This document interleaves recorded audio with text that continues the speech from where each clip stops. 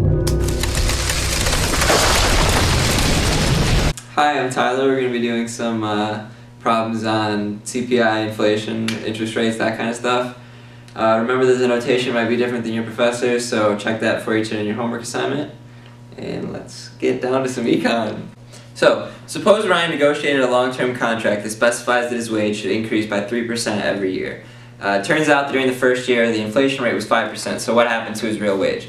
So, his wage goes up by 3% every year. We're only dealing with 1 year, so that's all that matters. And inflation that year was 5%.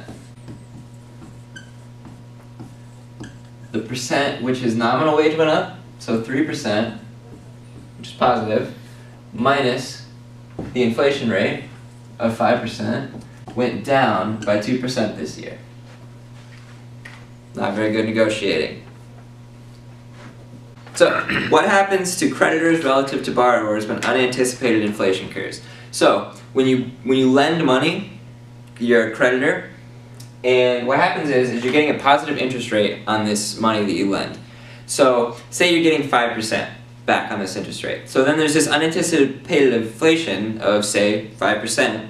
The real interest rate that you're getting back on your money is 0, or if inflation rate is even higher, it could be negative. So when unanticipated inflation occurs, it helps borrowers because they don't have to pay back quite as much money, because that $100 they have to pay back, say, just saying this example, is less than the $100 with the interest rate.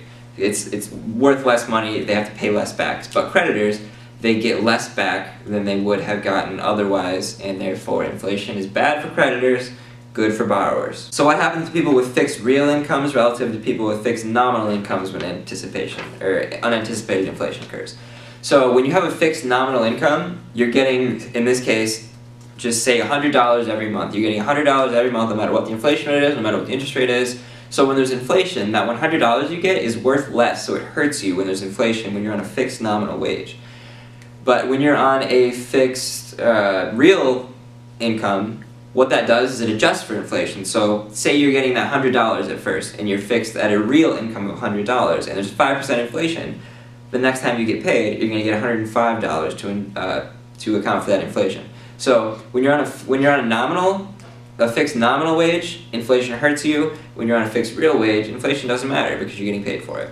So for the fixed real wage, what the fixed real wage is that they give you extra money to account for the price increases or inflation. So like I said, if inflation goes up by 5%, they're going to give you 5% more money so that you have the same purchasing power as before.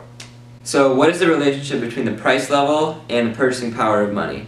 So the price level is how much things cost, and the purchasing power is how much you can buy. So if the price level goes up, things cost more, and you hold income constant, you can buy less. So they have a negative relationship with each other. So if price level goes up, your purchasing power goes down.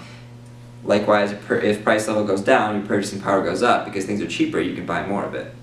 So those are some quick examples on CPI and inflation rate and interest rates. Hope that helped. If you have any other questions, leave a comment in the discussion section or on this video, or come to the Econ Tutoring Center at BA211.